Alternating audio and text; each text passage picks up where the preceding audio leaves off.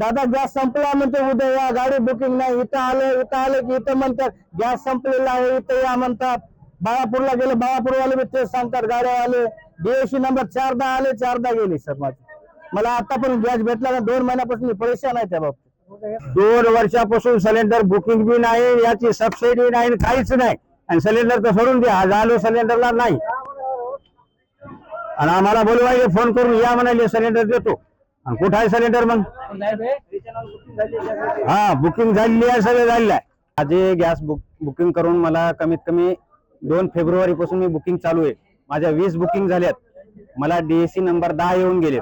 मला आणखीनही सिलेंडर भेटले नाही. मी प्रत्येक वेळेस आल्या परत त्यांच्याकडे सिलेंडर अवेलेबल नाहीये.